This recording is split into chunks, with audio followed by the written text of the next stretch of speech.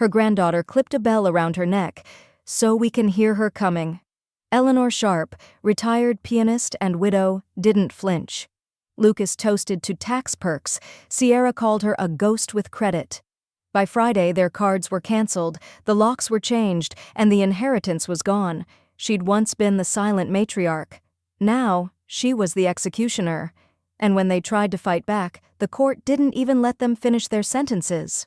All right, before we dive into this crazy story, do me a favor, subscribe and tell us where you're watching from. They said the bell made it easier. It made everything harder to forget.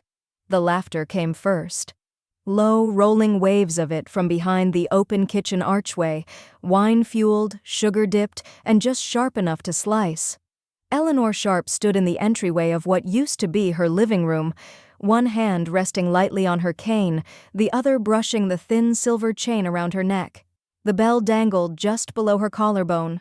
Small, silver, shined to catch the light. It rang softly with every careful step, a sound so subtle it might have been mistaken for a charm bracelet, if not for what it meant. A young woman in stilettos walked past her without pausing, cheeks flushed, holding a tray of something glittering in cocktail glasses. She glanced once at Eleanor, then away. No greeting, no recognition. From the kitchen, Sierra's voice carried loudest. "We can't hear her coming otherwise. It's just easier this way." Laughter again, louder this time. Another voice chimed in, a man's. "Who is that? Is she the help?" That one got a louder laugh. Eleanor didn't flinch. Her fingers stayed on the bell's chain, pressing the curve of the metal until it was warm beneath her skin. Her spine ached. Her knees complained with every breath of standing. But her eyes remained sharp, gray, watchful, unblinking. The hallway smelled of citrus cleaner and overcooked bacon. Sierra had tried to cover the house's deeper smells, old books, varnished wood, lemon polish, but the result was chaos. Noise in scent form. Nothing had balance. Eleanor stepped forward. The bell chimed once. A few heads turned. Not toward her, but toward the hors d'oeuvres. No one said hello. She moved slowly down the corridor, the soft jingle of her movement drowned beneath the thump of bass-heavy music coming from a Bluetooth speaker someone had foolishly placed on her late husband's grand piano. She saw it. The piano, a travesty of acrylic tumblers balanced across its lacquered lid. One glass had left a wet ring, distorting the varnish like an old wound reopened. Her throat tightened. By the dining room table, Sierra stood posed beside Lucas, one manicured hand resting possessively on his arm. She wore white, too white for any housewarming, and smiled with her lips pressed tight, the kind of smile that didn't know the difference between a performance and an insult. "Oh, Grandma," Sierra called out, as if noticing her for the first time. "Glad you made it." Lucas barely glanced her way. Eleanor said nothing. She took her seat at the head of the dining table, the one they hadn't bothered to remove. Her chair, once reserved for holidays, laughter, long conversations, and candlelight, now covered with a beige throw pillow that clashed with the dark cherrywood.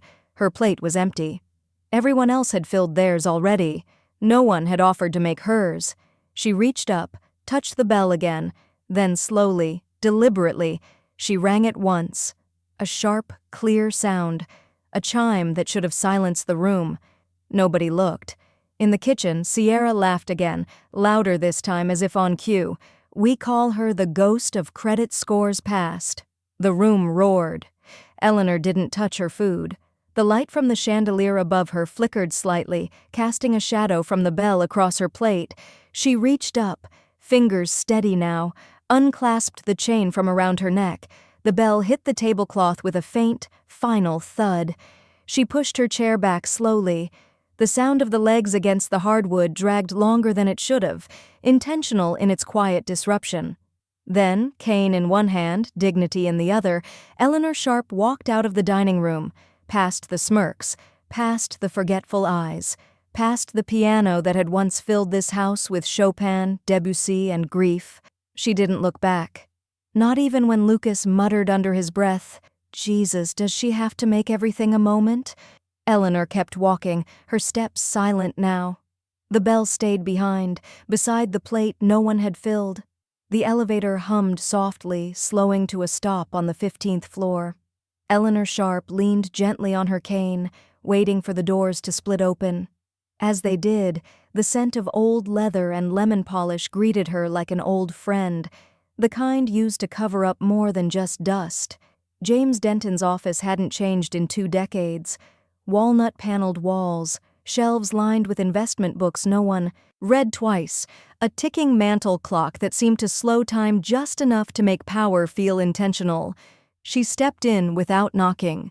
James looked up from behind his desk, removing his reading glasses slowly, like he was bracing for a conversation he couldn't avoid. "Eleanor." She didn't sit. "I need to speak about the Sharp Trust, Section 4. James blinked. "You're referring to discretionary withdrawals?" "I'm referring to the cards my grandson and his wife have been using like they inherited something more than my patience." A pause. The only sound in the room was the tick of the mantel clock. Eleanor moved forward with quiet precision. She withdrew a folded document from her coat pocket and slid it across his desk. "I believe there are 4 active cards, 2 in Lucas's name, 2 in Sierra's, linked to the lifestyle subfund, correct?" James hesitated, then opened a drawer, pulled up a screen on his monitor. "Yes.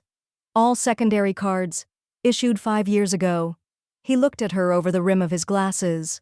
"Eleanor, that fund was always meant to support them, while you were in assisted care." "I'm not in assisted care." "No, but—" "I'm not dying," she interrupted, her voice as firm as oak. "They made a party game out of humiliating me in my own home. I want every account they touch silenced." James leaned back in his chair.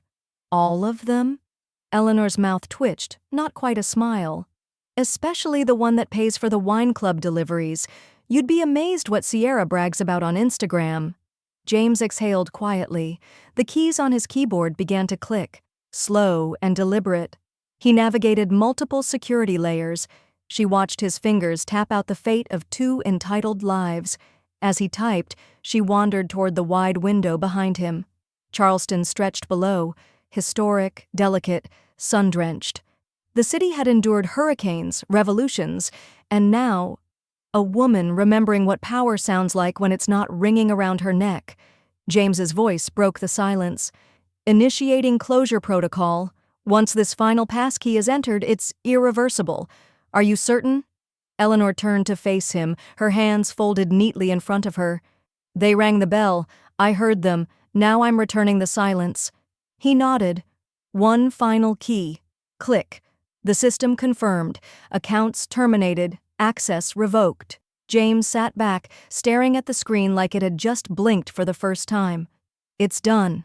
Eleanor reached into her bag and pulled out a monogrammed handkerchief, slowly wiping a fingerprint off the edge of his desk.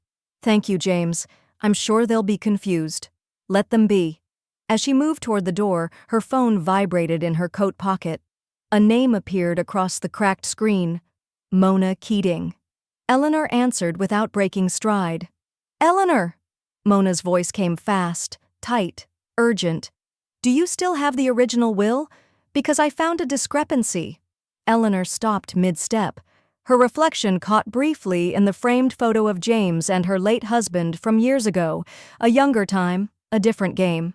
She replied, calm as a still river.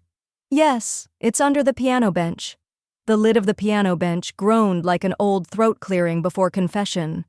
Dust lifted as Eleanor eased it open, her fingers grazing the worn velvet lining. Beneath a stack of sheet music, Bach, Rachmaninoff, and the funeral hymns her husband had once played after his father's passing, rested a thick envelope sealed with a wax crest faded to the color of old blood. The air in the room shifted, cooler, sharper. Eleanor took the envelope in both hands, exhaling slow. Her joints throbbed from the motion, but she moved with reverence, not pain. The grand piano stood behind her like a sentinel, silent now, but still present, as if waiting. She opened the will on the small table by the front window, the morning light diffused by gauzy curtains. Her eyes scanned the legal language, familiar and dense. She didn't read every line. She didn't need to. She'd co-written half of them. 4th page, Clause 17B. Revocation rights. Beneficiary defamation. There it was. Still intact. Still legal. In the event any listed beneficiary shall engage in public defamation, ridicule, or documented mockery of the estate holder, the grantor reserves the right to revoke inheritance allocations in whole or in part, with supporting testimony or evidence. Eleanor's finger traced the margin. A single ink scrawl in her late husband's handwriting. For dignity, always. She pressed the document flat and picked up the phone. Mona answered on the second ring. Tell me you found it. I did. It's enforceable? If we can show public defamation, yes.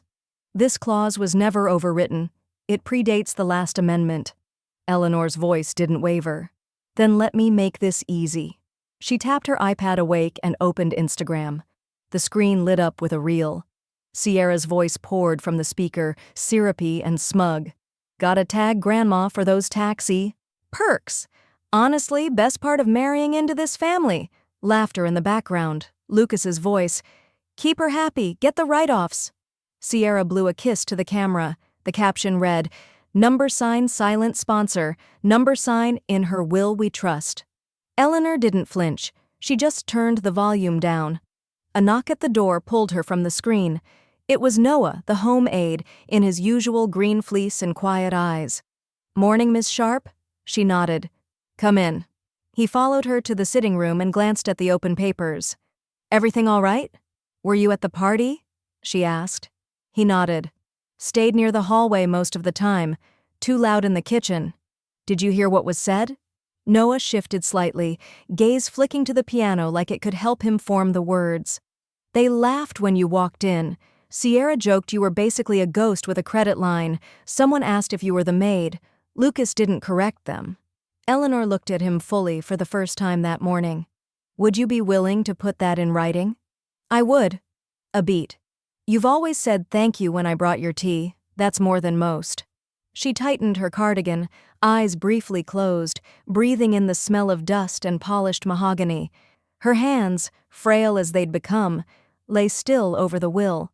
Outside, a squirrel darted across the garden path, leaves shifting under its skittering feet. Life went on, even when decency didn't. Eleanor opened her laptop, composed a new message to Mona. The cursor blinked in silence. She typed a single word. Proceed. Then she hit send. Lucas tapped the screen again. And again. Then a third time. Harder, as if force alone would convince the app to behave. The hotel confirmation page blinked red across his phone. Transaction failed. What the hell? He muttered, stepping away from the granite kitchen island. He checked the account again. Balance, $0, 0 cents. Beneath it, in smaller text, card access revoked. Try it on my card, Sierra called from the couch, flipping through a glossy bridal magazine despite having been married for 2 years. Her phone dinged. Another influencer had tagged her in a Charleston power couple roundup. She barely looked up. Use the green Amex. That one always works. Lucas grabbed her card from the ceramic tray by the door and keyed it in. New screen. New failure. Declined. This time Sierra stood. Okay, that's not funny. Lucas stormed into the sunroom where the Wi-Fi was stronger. What's going on? These were trust cards, babe. Auto-paid. Guaranteed. My name's literally on the account. She followed him, pulling her robe tighter around her. Did your grandma change something? Lucas hesitated. Number. She wouldn't. She doesn't even know how to log into a browser. The screen blinked again. Unauthorized access blocked. Then Sierra's phone vibrated in her hand. She looked down at the notification. Her gym app, the one that auto-renewed monthly, had just sent a message. Payment failed. Please update your billing information. Oh my God, Lucas rubbed his temples. Okay, I'll call the bank. Chill. He hit the speaker button and listened to the automated prompts, punching numbers with escalating force. Finally, a human voice. Southland Trust. This is Dana. How can I assist you today? Yeah, Lucas said, pacing. I'm having some kind of weird problem with a few linked cards. They're tied to the Sharp Living Trust. My name's Lucas Sharp. I'm the grandson. A pause. Dana typed. The keys clicked fast, then stopped. "Sir, I'm seeing the issue here. Your access was removed this morning." Lucas frowned. "Removed? By who?" "The primary account holder. It appears the cardholder terminated all secondary links at 9:14 a.m. Eastern Standard Time." Sierra mouthed. "What?" Lucas snapped. "That's not possible. She can't—" "I'm sorry, sir. Once a primary account holder revokes secondary access, it's immediate and irreversible. Is there anything else I can help you with?" Lucas ended the call without replying. His jaw twitched. The silence was broken by the creak of a floorboard. They both turned. Eleanor stood in the dining room doorway. A porcelain teacup balanced delicately in one hand, steam curling upward. Her hair was pulled back, cardigan buttoned, presence unnervingly still. She didn't ask what the noise was. She didn't explain why she was there. She simply took a sip. Lucas stared at her. "Did you—" Sierra stepped forward, voice high, tight. "Why would you do this to us?" Eleanor's eyes landed softly on her, as if considering whether Sierra was worth the energy of a full response. She set her teacup down on the nearest surface with care. The sound it made, a delicate ceramic click, seemed to echo longer than it should have. She met Sierra's gaze and smiled. I rang the bell. At precisely 10:01 a.m., the Sharp Living Trust no longer bore Lucas's name, nor Sierra's, not as beneficiaries, not as cardholders, not as legal attachments. It had vanished for them, like a light switched off, in a house they never paid to heat. In James Denton's office, the final transfer loaded line by line on the screen, the cursor blinking beside a single word: confirmed. He leaned back, exhaled through his nose. "It's done. The trust belongs to you alone again, Eleanor. No discretionary disbursements, no linked accounts. Every cent answers only to you." Eleanor nodded, her hands folded neatly over her purse. "Silence is an underrated currency, wouldn't you say?" James half smiled. "You've just frozen $3.2 million in active privileges. Lucas's downtown office is on auto pay. That rent's not getting covered anymore. Then I suppose he'll finally see what square footage humility gets him." By noon, Mona had filed an emergency motion at the county courthouse. On her screen was a high-res scan of Clause 17B, attached with 2 notarized witness statements and 1 screenshot of Sierra's silent sponsor reel. Motion: suspend all beneficiary claims pending court review of defamation clause activation. The assistant clerk, a woman with salt-gray hair and cat-eye glasses, paused before stamping it. "This is unusual." Mona didn't blink. "So is putting a bell around an old woman's neck and calling it caregiving." The stamp landed. Eleanor's severance was now legally in motion. Back at the house, Noah moved with quiet purpose. He'd installed a small lockbox under Eleanor's armoire, tucked behind coats she no longer wore but refused to donate. Inside it, a copy of the original will, her medication list, and the deed to the house, signed, witnessed, sealed. He didn't ask questions. He didn't speak unless invited. But as he gently folded one of her shawls, he did say, "People talk about legacy like it's a trophy. You're building yours like it's a firewall." Eleanor smiled faintly. "A trophy gathers dust. A firewall prevents invasion." That night, the house breathed with a different stillness. The piano room, once colonized by Bluetooth speakers and half-drunk glasses of Syrah, was clean again. Eleanor stepped into it slowly, her cane tapping against polished wood. She lowered herself onto the bench, shoulders straight, hands resting briefly on her lap. Then she lifted one hand and pressed a single key. Middle C. The note rang out, pure and even, unbroken, not a song, not a melody, just a tone, steady, unapologetic, final. She let it hang in the air. Then, the front door slammed. "Lucas, are you kidding me?" he barked from the hallway. "You canceled the cards, you froze my office rent, you filed something in court?" Eleanor didn't rise, didn't turn. She played another C, slightly sharper, louder. "You're ruining everything," he shouted, stepping into the room. His voice cracked beneath the words. Only then did she stop playing. She turned her head slowly toward him. Her voice, when it came, was even and quiet, more dangerous than yelling. "Good. She looked him in the eye. "You finally noticed something." Lucas opened his mouth to speak, but the house, the room, the legacy he'd never earned, had already decided not to listen. The first post appeared 2 days after the trust was frozen. A poorly lit selfie of Lucas, eyes red, lips pressed into a practiced pout, captioned, "My grandmother is being manipulated. Financial abuse is real, even when it's silent. Please help us get legal clarity before it's too late." It hit Facebook like a lit match in dry grass. Family friends, old neighbors, Sierra's shallow influencer circle all jumped into the comments. "So sorry you're going through this. No one should weaponize old age. Elder abuse is real. Fight it, Lucas."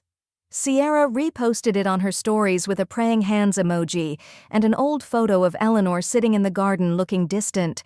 The caption read, "We just want what's fair. She raised us. But fairness has a shadow." And this time it had video. That night, a quiet ripple passed through a private neighborhood Facebook group. A single clip, grainy and unedited, from a hallway security cam Noah had quietly downloaded before leaving for the evening shift. It was dated the night of the party. It showed Eleanor entering the kitchen. The bell around her neck chimed softly. Then, Sierra, off camera, laughing. "We call her the ghost of credit scores past." Another voice. "Is she the help?" Lucas, grinning, raised a glass. "Long as she doesn't trip and sue us, she can haunt wherever she wants." That clip reached someone at a local Charleston community page, then someone at a blog that specialized in generational wealth abuse. By morning, it had nearly 38,000 views. By afternoon, it had 200,000. The public tide didn't shift. It crashed. People began commenting on Lucas's post with screenshots from the video. "You mocked her. This isn't elder abuse. It's entitlement withdrawal. She deserves better. You don't deserve anything." Even Sierra's modest influencer deal with a boutique wine label quietly vanished. The brand posted a new promo the next day, featuring a model in a cozy kitchen with a caption, "Kindness, a vintage that never ages." Sierra wasn't tagged. At home, Eleanor didn't refresh pages, didn't reply to messages. She simply walked her garden. The wind that morning was sharp but not cruel. The scent of rosemary mixed with soil. The redbuds she'd planted years ago had started blooming again. Noah, watering a hedge nearby, watched her for a moment, then said, "You feel it?" Eleanor paused beside the hydrangeas. "The quiet?"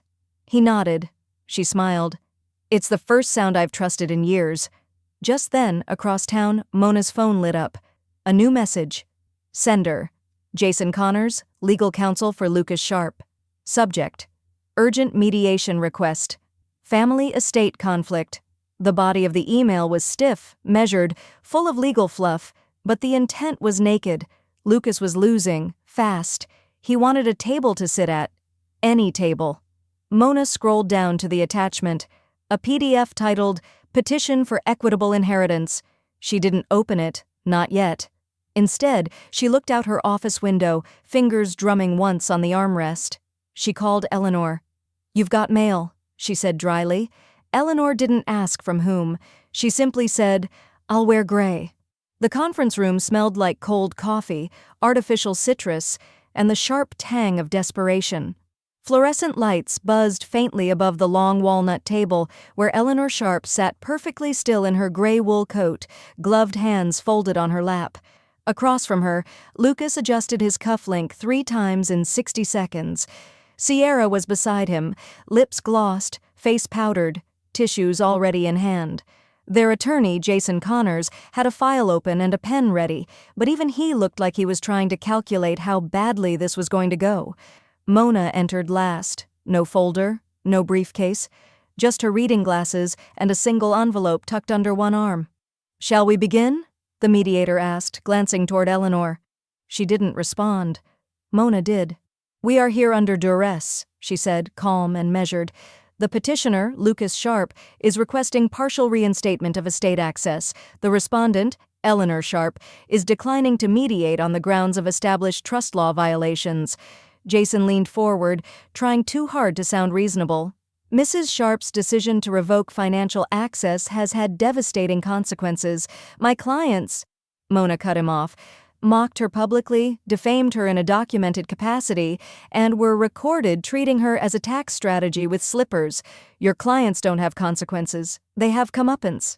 Sierra let out a shaky breath, loud enough to be noticed. This isn't what we wanted. We didn't mean— Eleanor turned her head slowly. Her first movement since entering the room. Her voice was quiet but struck like glass breaking on tile. You put a bell on me. The room went still. I put a lock on your access. Sierra's eyes welled. That was a joke. No, Eleanor replied. It was a demonstration of how far you'd fallen without realizing you were standing on my shoulders. Lucas looked down at the table, jaw tight, as Jason shifted uncomfortably in his chair. Can we agree to some middle ground? Even temporary reinstatement? Mona opened the envelope and slid a single sheet across the table. This is a petition for full disinheritance. Permanent. Irrevocable. Sierra gasped. You can't just erase us. You erased yourselves, Mona replied. The mediator glanced nervously between them. Mrs. Sharp, is there truly no compromise you're willing to consider? Eleanor sipped from the glass of water in front of her. Then she looked up. No. Her voice didn't waver. Her eyes didn't blink. Sierra stood abruptly. You know what?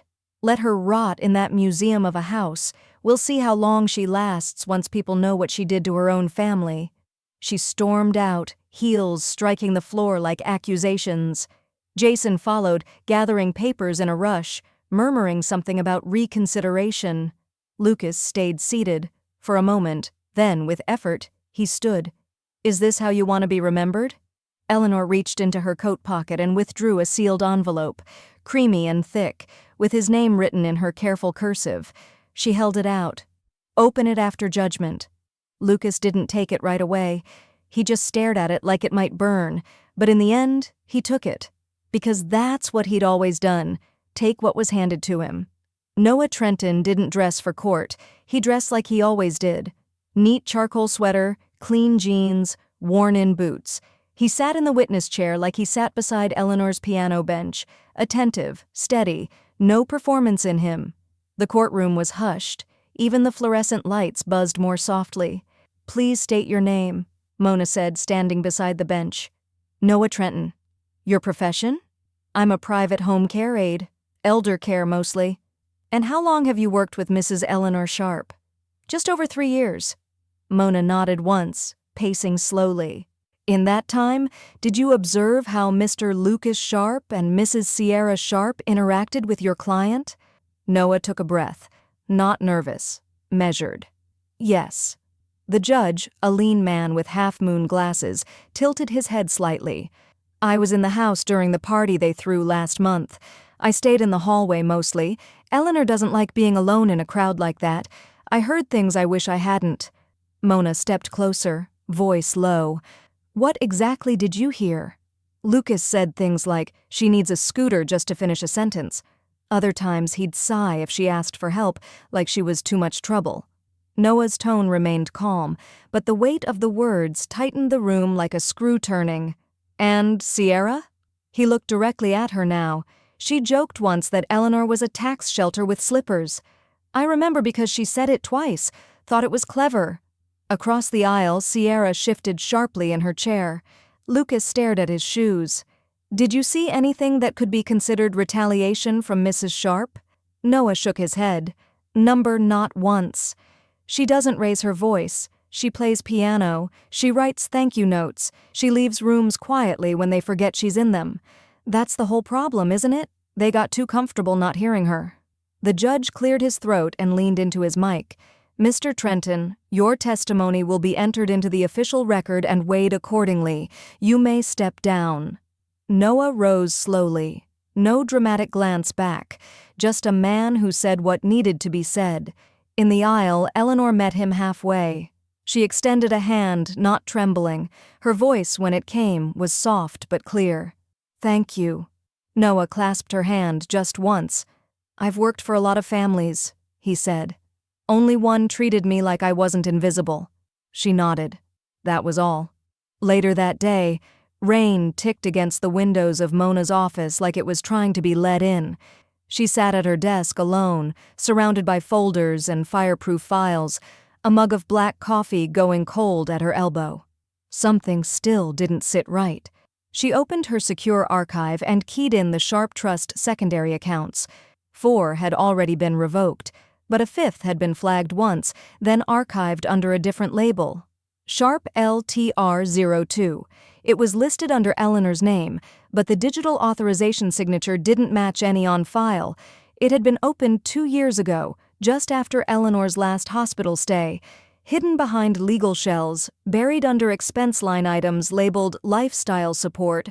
Her pulse flickered. She clicked into the digital authorization log. The signature was jagged, imitated. "Lucas," she muttered. She reached for the phone, dialing James Denton's private line. "I need verification protocols for the last 2 years, anything tied to subaccounts, now." As she waited on hold, her screen lit up with a new email. Subject: Urgent Fraud Detection Sender. Trust Audit at Southland. A single line below it: Forged authorization. Match detected. Sharp LTR 02. The courtroom air was thinner today, like someone had cracked open the windows just enough to let judgment seep in. Mona stood at the front of the bench, her heels clicking once as she placed a thick folder on the evidence table. The label across the spine read, Sharp LTR 02, Unauthorized Account Activity. Lucas sat stiffly at the defendant's table, pale and unreadable. Sierra beside him wore oversized sunglasses indoors, like shame had become photosensitive. Judge Waverly looked over the rim of her glasses. "Proceed, Ms. Keating." Mona didn't bother with a preamble. She held up a single printed page, a still from a surveillance video. In it, Sierra stood on the front porch of the Sharp home, signing for a FedEx envelope addressed to E. Sharp. "Your Honor, this package contained a checkbook tied to a trust account opened 2 years ago. The account was created using Eleanor Sharp's digital identity, but the authorization was forged. Signature analysis confirms a 92% mismatch from verified records." Lucas shifted slightly. Sierra's arms crossed. Mona continued, her voice cool and precise. Further video evidence places Sierra accepting at least 3 additional deliveries: financial documents, 1 prepaid debit card, and a notice from Southland Trust confirming setup. Judge Waverly turned to Sierra. "Mrs. Sharp, do you have an explanation?" Sierra sat forward. "I didn't know what it was. Lucas handles all the accounts. He told me it was just paperwork for tax stuff." Mona slid another printout across the table. "Then why did you use the card at the Foundry Spa and again at Vintner's Cellar?" Both charges, $943 and $217, were processed from this forged account. Silence. Sierra's face flushed beneath her foundation. She glanced at Lucas, but he didn't look back. Judge Waverly tapped her pen. "This is no longer a family dispute. This borders on felony fraud." Eleanor remained motionless. She hadn't spoken all morning. But now she stood, slowly but without hesitation. "Your Honor," she said, voice like cloth being cut. "I said nothing at the party. That wasn't consent. I've been quiet for years, but my silence was never permission." The judge regarded her for a moment. "Understood." She turned her attention to the plaintiffs. "The court orders immediate restitution for all misused funds pending criminal referral, and an injunction on all remaining access to estate assets." Mona didn't sit. She pulled out a final sheet. "Your Honor, the defense's credit profile has already begun collapsing. Southland has flagged all related accounts. Lucas Sharp's credit score dropped 200 points in 72 hours. The gavel didn't fall. It didn't need to. The sentence was already pronounced in silence. Lucas stood, breath shallow. "You're really going to destroy everything?" Eleanor faced him. "I'm not destroying it." A pause. "I'm reclaiming it." Outside the courthouse, Eleanor waited under a canopy as rain misted the sidewalk. Mona joined her, umbrella in one hand, expression unreadable. "He's going to file appeals," she said. "He can file until he forgets how to spell his name," Eleanor replied. "Doesn't change what's next." She reached into her coat pocket and pulled out her phone. "James," she said into the receiver, "it's time." His voice came through the speaker, surprised but steady. "You're sure?" "I'm ready to release the second fund." A pause. "To Lucas and Sierra?" Eleanor's voice was calm. "Number not to them. Not a cent." Few days later, Eleanor launched fund. For elders mistreated by guardians. The plaque was small, brushed brass, and fixed just inside the entrance of a modest red brick office space in Charleston's historic district. The words etched into it were simple: "The Bell Fund for those silenced and those ready to speak." Eleanor stood just beyond the doorway, her cane tucked at her side, a ribbon of light sliding through the tall window panes and landing across the reception desk, where a young woman with a headset smiled nervously and said, "Welcome, Mrs. Sharp." "Eleanor," she corrected gently, "it's not a courtroom." In truth, the place still smelled like paint, fresh drywall, clean carpet fibers, the air buzzed with new beginnings, and beneath that, something older, deeper. Resolve. She walked slowly through the corridor, past framed prints that had been chosen not for status but for message, a fist gripping a broken chain, a wallet with a lock picked open, a woman's hands signing her own name on a power of attorney form. Mona walked beside her, holding a slim folder. "We've already received 4 preliminary applications," she said. "One of them is a retired teacher whose son is draining her retirement account through fake tech support calls." Eleanor's pace didn't change. "Then we'll teach her how to unplug his access." The Bell Fund wasn't just an idea, it was structure. An endowment backed by Eleanor's second trust, legally autonomous, governed by a charter that forbade blood relatives from controlling any part of its board. It offered legal guidance, emergency financial severance, and, most importantly, a paper trail for those too afraid to ask for one. The first grant went out that Friday, just as Eleanor had asked.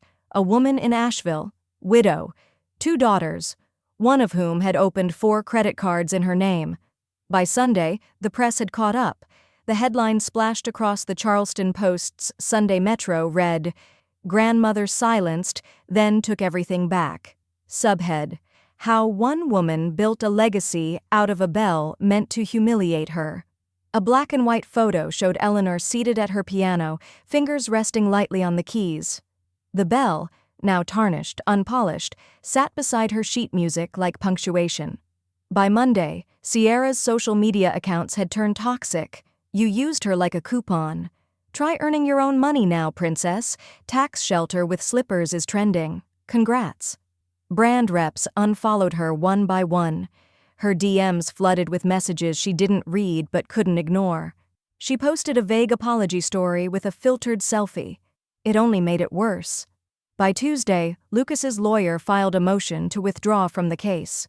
"Conflict of interest," he claimed. But no one bought it. The story had teeth now, and nobody wanted to be in its mouth. In the quiet of her home, Eleanor brewed tea the way she always had.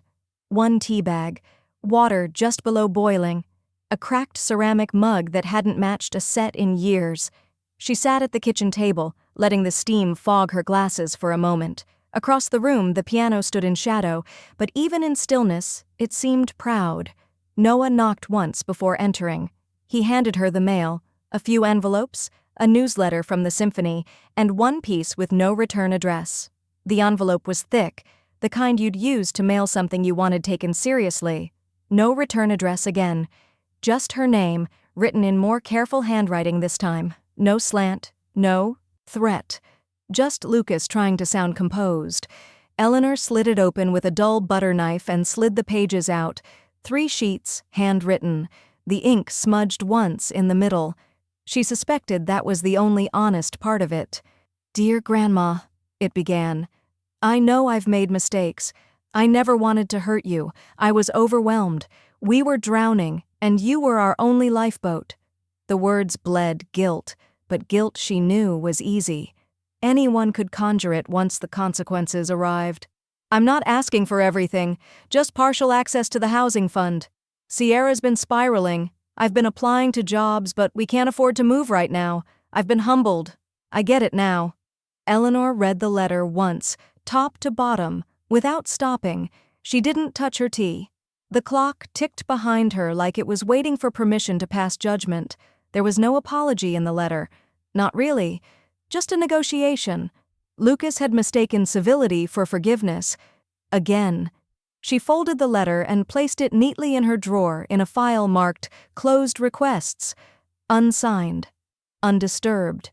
That afternoon, she met Mona at her downtown office. A conference room with white walls, a window view of the harbor, and a glass pitcher of lemon water untouched between them. "I've redrafted the estate paperwork," Mona said, sliding the packet across the table. "If you're ready?" Eleanor picked up the pen. Her fingers stiffened slightly at the knuckles, but she didn't hesitate. "What about the educational wing of the Bell Fund?" she asked. "Fully established," Mona said, "but the executor still needs to be designated." Eleanor flipped to the final page, paused, then scrawled a name in the blank space provided, Noah Trenton. Mona raised an eyebrow. "He'll be honored. He'll be fair," Eleanor said. "That's rarer." She initialed each signature tab, crisp and deliberate. With the stroke of that pen, the will changed permanently. Lucas and Sierra were erased, not in anger, but in absence. Their names appeared nowhere in the new document, not even in footnotes. Outside, the wind pushed at the windows. Charleston was entering its storm season early this year. Back home, Eleanor tucked the revised will in her safe. Her hands lingered on the handle, not out of sentiment, but assurance. This was not just a plan, it was armor. Noah arrived just before dusk, carrying 2 bags of groceries and a quiet nod. He didn't ask about the envelope still sitting by the piano. He never asked about things she hadn't invited him into. As he packed away items in the pantry, Eleanor turned toward him. "You may be receiving a letter soon," she said. Noah paused mid-motion, box of crackers in hand. "From who?" "Legal confirmation. You've been named executor of one of the fund programs, Education and Outreach." He blinked. "Are you sure?" "I'm too old to second-guess my instincts." "You have mine." His response wasn't verbal. Just a slow, humble nod before returning to the shelf. That evening, the silence in the house felt clean, not empty. The kind of quiet earned through discipline, not abandonment. Outside the city, at a converted guest house once belonging to the Sharp estate, Lucas heard the knock at the door. He opened it to find a man in a dark gray courier uniform holding a clipboard. "Lucas Sharp?" Lucas nodded slowly. The man handed over a folder stamped court notice in bold red. Inside, notice of eviction. Compliance required within 14 days. Lucas stood in the doorway, frozen. Behind him, Sierra asked, "What's that?" He didn't answer. They thought she couldn't move. She moved them out. The gavel didn't strike loudly, but it might as well have cracked glass. "Judgment is final," the judge announced. "The Sharp guest house is no longer under beneficiary protection. The occupants have 14 calendar days to vacate. Enforcement authorized if compliance is not met." Mona didn't smile, but her pen stilled. The ink had already written their ending. Across the courtroom, Lucas stood like a man who'd just been handed his own expiration notice. Sierra blinked furiously, jaw clenched but speechless. A camera flash from the hallway snapped just as they exited, and Sierra instinctively turned her face away, even though her time as a public figure had long expired. At the Sharp property, change moved swiftly. Noah arrived the next morning with gloves, a checklist, and a quiet nod from Eleanor. He'd already been briefed.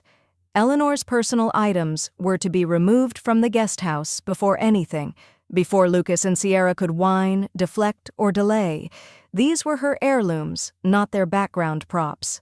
Noah methodically packed photo frames, old piano books, and a lidded ceramic jar containing her husband's military cufflinks. He carried each box with a precision that didn't come from protocol. It came from respect. As he walked past the foyer of the guest house, Sierra paced in front of her phone, live streaming through tears. "They're literally throwing us out," she sobbed to the camera. "After everything we've done for her, after all the family dinners and holidays we hosted, she's erasing us." Noah didn't pause, didn't even glance. He continued to the car with another labeled bin. Viewers in the comments weren't kind. Girl, you threw a bell on her like she was a cat. She gave you a house and you gave her hashtags. Pack faster. The feed ended abruptly. The scream behind it did not. Across the garden, Eleanor sat at her grand piano, the one Sierra had once covered in candles and wine glasses, like it was a decorative shelf. Her fingers hovered above the keys, curling gently. The arthritis had worsened, but the muscle memory was stronger. She pressed into the keys, slow at first. A C, then E, then a rising scale. The house filled with music. Not triumphant, not bitter. Something between mourning and release. Outside, camellias swayed in the breeze. A bird startled off the garden wall. The house, for the first time in years, sounded like her. Just as she struck the final note, a knock tapped at the door. James Denton stepped inside, a folder under one arm. He looked around, the weight of history in his shoulders. "It's done," he said. "Fully transferred. Every account, every title, every last penny. All under your name, sole ownership, and the Bell Fund has surpassed its first milestone. Donations are coming in, Eleanor." She nodded, but didn't respond. Her fingers rested on the final chord, unmoving. "I'll leave this here," James added, placing the folder on the nearby table. "You don't need to read it tonight." She looked at him, soft, but pointed. "No, James. I won't need to read it at all." He nodded once, then left with a quiet pull of the door. Later that evening, the sky went soft and bruised with dusk. Eleanor took a key from her drawer, one she hadn't used in nearly a decade, and walked with deliberate steps to the back hallway closet. From behind an old garment bag and a box of aged sheet music, she pulled a lockbox. The safe deposit box, once tucked inside the bank vault, had been returned months ago and stored here like a final page never turned. She set it on the piano bench and opened it. Inside, nestled in velvet, sat the original bell. The silver had dulled. The leather strap had cracked slightly, but it was still whole. Next day, the recital hall had been repainted since Eleanor last stepped inside it, but the wood beneath the stage was still the same. Maple, waxed to a mirror sheen, faintly creaking under her cane as she crossed it. Her old college had extended the invitation politely, tentatively, a one-time recital honoring her contribution to music education and the Bell Fund. They expected a thank you speech. A soft, sentimental closer from a woman gracefully aging. They had no idea what they were actually inviting. As the audience settled in, Charleston's legal figures in pressed suits, journalists flipping notepads, curious neighbors with their Sunday best nerves, Eleanor stood alone in the glow of the single spotlight. Her silver hair was pulled back into a tight knot. No lipstick, no ornamentation. Except for one thing, the bell, now polished and looped carefully into her blouse collar. It sat like punctuation at her throat, quiet and visible. Mona sat in the second row, her jaw set, her eyes fixed. James Denton was beside her, hands folded, already knowing something permanent was about to happen. Noah, in the far corner, had his phone off and his back straight. Even he didn't know what piece she'd chosen to play. Eleanor lowered herself onto the bench slowly, her left hand brushing the keys in a single whisper of a glide. Then she turned to the audience, and for the first time that night, she spoke. "This is for those who thought I was done." Silence. Then, music. It began slow, deliberate. Not a lullaby, but a reckoning. The notes were simple, but weighted. Each chord hung in the air longer than expected, like they had questions to ask. Her hands were slower than they once were, but they didn't falter. She played Bach's Sarabande, but altered. Notes rewritten. A passage inserted where once there was rest. An echo of her husband's favorite phrase, then shattered with a single minor key drop that hung in the room like a dropped truth. The sound soaked into the hall's plaster bones. Eleanor didn't look up, didn't need to. She wasn't playing for them. She was playing to reclaim space. 3 minutes in, someone in the crowd began to cry softly.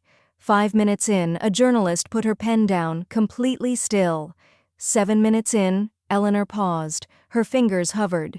Then she reached into her pocket, pulled out the small silver bell, and gently set it atop the music stand. The audience leaned forward. She pressed a single note, a sustained C, and let it hang. Then, with her frail fingers, she lifted the bell and rang it once. Chime, clear, singular. No echo. Just that pure, unbroken sound, like a verdict written in metal. Eleanor didn't bow. She stood, slowly, and stepped back from the piano. Her hands rested lightly on the bench as the crowd stayed frozen, unsure whether to clap or simply breathe.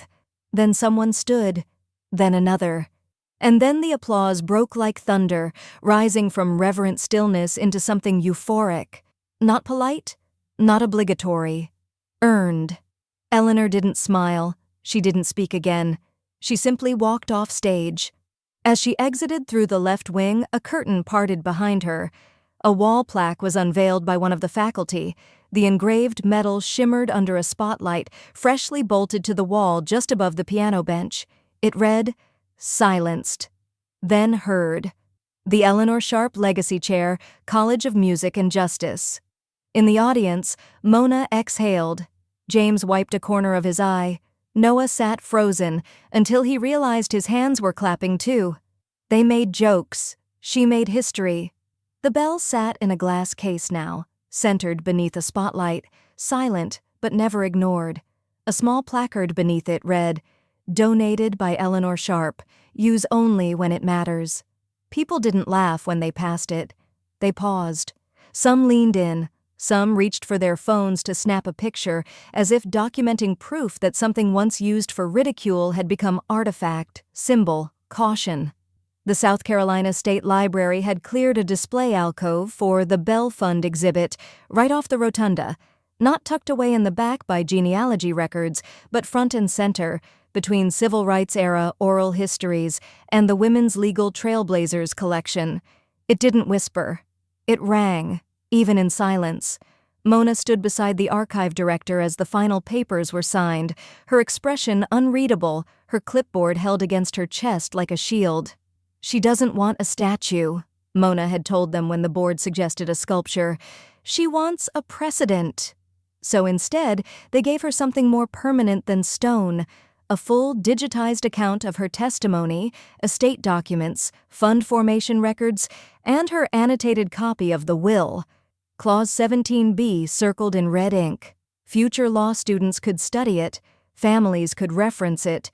Justice didn't always begin with a courtroom. Sometimes it began with a document someone finally bothered to read. Outside the exhibit, Noah stood near the reception desk, quietly coaching a young man in his 20s who'd flown in from Savannah to ask for guidance. His mother, diagnosed with early-stage dementia, had her account siphoned by a cousin, helping with the bills. Noah spoke gently, but with steel in his spine. "Help is only help if it ends when you say it should." The young man nodded like someone being handed a compass. Later that week, the library released a short video online. Legacy, Eleanor Sharp. It went viral within hours. Not because of production quality, but because of one clip. Eleanor walking the garden path behind her house, stopping at a bench, sitting with her hands in her lap, saying simply, "I was never trying to be remembered. I just didn't want to disappear before I was gone." The line landed. It echoed. In Charleston, someone spray-painted it on a crumbling bus shelter wall. In Atlanta, a new elder advocacy group adopted it as their mission tagline. In a high school civics class in Vermont, a student read it aloud during a mock trial. Meanwhile, Sierra was spotted working retail at a boutique mall outside of Mount Pleasant, folding scarves and fake laughing at customers who didn't know who she used to be. She avoided the news, avoided the fund, blocked every account that mentioned it. But one day, a teenage girl walked in wearing a pin on her bag shaped like a silver bell. Sierra couldn't meet her eyes. As for Lucas, he vanished. His social media accounts went dark, no new posts, no new ventures. A man once desperate for visibility had gone ghost. Mona suspected he was in Arizona with a college friend, but she didn't care enough to verify it. Eleanor hadn't asked once. Back at the house, the garden bloomed early that season. Noah trimmed the hedges in the mornings and fielded emails by afternoon, now acting as a volunteer coordinator for the Bell Fund's mentorship program. One evening, as Eleanor returned from the market, her phone chimed with a new email. Subject: National Policy Forum on Elder Rights. Keynote invitation body: We would be honored to have Mrs. Eleanor Sharp open our conference in Washington, D.C. Your legacy has changed more than one law, it's changed minds. Please let us know your availability. She read the email once, then again. From the parlor, the piano sat in soft shadow.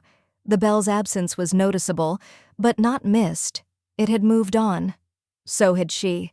They thought she moved too quietly. Now they'll never hear her coming. The garden didn't whisper anymore. It breathed.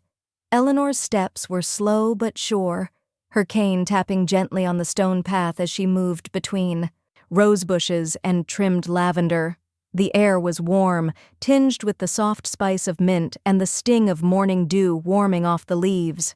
Charleston's summer had arrived early, and with it came stillness, not the kind imposed by age or expectation, but the kind earned by decision.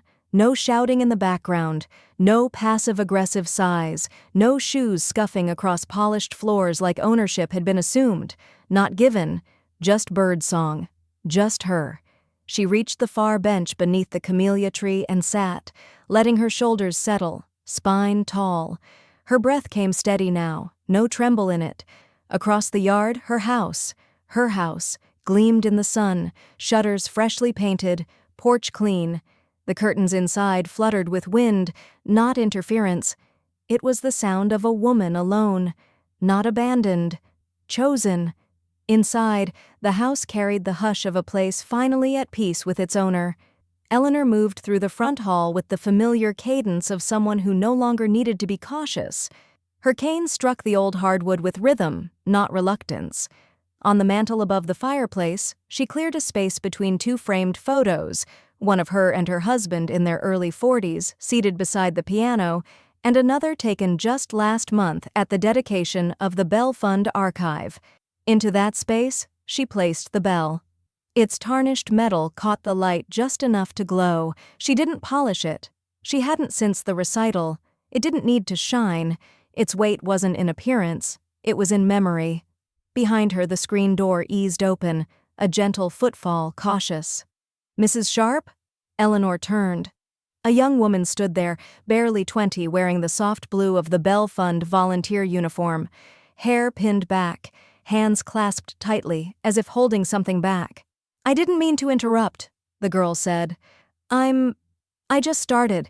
They said I could bring the forms in person if I wanted." Eleanor nodded once. "And did you want to?" "Yes, ma'am, The girl hesitated. "Your fund helped my grandmother. She never spoke up before. No one ever listened. Then she saw your story. Said she wasn't going to leave this world silent." Her voice cracked slightly. "She's getting her name back. Her house, too." Eleanor studied her, then stepped forward. "Your grandmother's name?" "Loretta Mathers." Eleanor smiled softly. "Good. Tell Loretta I said her voice arrived right on time." The girl blinked fast and nodded. She turned to leave, then paused. "Can I ask you something?" Eleanor tilted her head. "That bell. Is it the same one? From the story?" "It is." There was a pause. The girl's eyes dropped to the gleaming metal. Reverent. "Why keep it out?" Eleanor didn't answer right away. She looked at the bell. Small, worn, nothing now but artifact and truth. "They taught me to be quiet," she said finally, her voice like silk wrapped in iron. "That was their last lesson." The girl nodded. She understood more than her age suggested. She left with a clipboard clutched to her chest and a different walk in her step, one that said this wasn't the last time she'd knock on a door like this. Eleanor returned to the mantel. She didn't touch the bell. She didn't ring it. But her reflection in the glass showed something they never expected. Strength not just returned, but unhidden. Quiet not as submission, but sovereignty. The house would remember this version of her. So would the records. And the silence they once used to erase her, now it belonged to her.